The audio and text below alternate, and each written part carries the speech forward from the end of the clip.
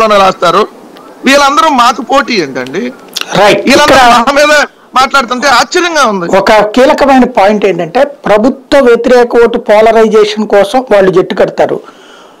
జగన్ కి అనుకూల ఓటు ఎవరైతే అటు వెళ్ళలేనటువంటి వాళ్ళని కొంతమందిని చీల్చడం, అంటే ఇప్పుడు 50% ప్రభుత్వ వ్యతిరేక ఓటు ఒక 3-4 ఉంటే వాళ్ళు పోగు చేసుకుంటారు. ప్రభుత్వానికి అనుకూలంగా జగన్కి అనుకూలంగా ఉండే ఓట్లలో ఒక 3-4 అవతలకి చీలిస్తే మీరు 41కి వెళ్తే అవతలోళ్ళు అప్పుడు 46 దగ్గర ఉంటే దెబ్బవుదా?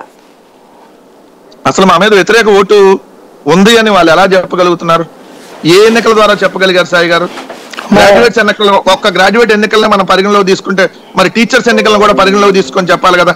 ఏ ఎన్నిక ద్వారా మా మీద వ్యతిరేక ఓటు ఉందని చూపించగలిగారు? ఈ 5 సంవత్సరాల్లో, ఈ 4.5 సంవత్సరాల ఎన్నికల్లో నేను అడుగుతున్న సూటిగా, పలానా ఎన్నికలో మొత్తం ఇదిగోండి మీకు వ్యతిరేకంగా ఓట్లు వేశారని చెప్పగలుగుతారు? ఎక్కడ సార్? గ్రాడ్యుయేట్ లో మొత్తం కొట్టేసింది కదా. అవును సార్, గ్రాడ్యుయేట్స్, ఇప్పుడు నేను ఒక మాట మళ్ళీ చెప్తున్నాను సార్, ఒక కాన్స్టిట్యున్సీలో ఒక గ్రాడ్యుయేట్స్ చేసిన ఎన్నికలు, అది కూడా సెలెక్ట్ చేసినటువంటి గ్రాడ్యుయేట్స్. ఆ కాన్స్టిట్యున్సీలో మీరు అన్న 5,000 4,000 ఉన్నది కదా లెక్క. ఒక దాన్ని ఏదన్నా ఒకటి చూపించండి అంటున్నారు, అక్కడ ఒకటి కనబడుతుంది కదా అంటున్నా. అంటే ఒక గ్రాడ్యుయేట్స్ తీసేద్దాం సార్, మొన్ననే వచ్చింది కదా కాబట్టి. అదే ఇప్పుడు ఒక చిన్న పాయింట్ మళ్ళీ మనం డైవర్ట్ అయిపోద్దు. ఇప్పుడు తెలంగాణలో బీఆర్ఎస్ స్ట్రాంగ్ గానే ఉంది.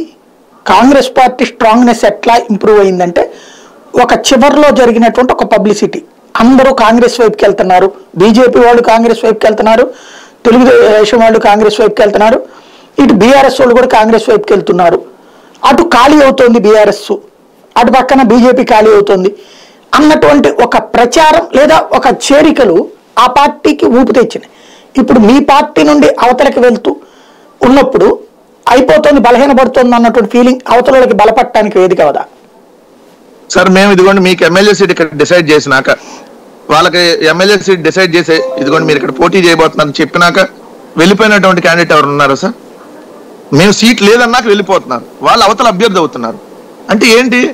మా దగ్గర 1-4 కాంపిటీషన్ ఉంది, మా దగ్గర మీకు లేదండి ఈ అవకాశం అని చెప్పినాక అవతల వాళ్ళ క్యాండిడేట్ అవుతున్నారంటే వాళ్ళకి బలహీనంగా ఉన్నారు, మేము బలంగా ఉన్నామని అర్థం కదా. దానికి ఆ పబ్లిసిటీ చేసేసుకొని మా దగ్గరికి వైసీపీ వాళ్ళందరూ వచ్చేస్తున్నారు కాబట్టి మేము అధికారంలోకి వచ్చేస్తామని అనే భ్రమలు వాళ్ళు కలిగించారనుకోండి. అంటే మీరు 45 ఏళ్ల నుంచి రాజకీయాలు నడుపుతా ఆ నియోజకవర్గంలో మీకు దిక్కు దివానం లేదు, వైసీపీ నుంచి ఇక్కడ మీకు సీట్ లేదన్న వాళ్ళే మీకు దిక్కు దివానం అని అంటే ఈ ప్రజలు కూడా అర్థమైపోయింది కదా.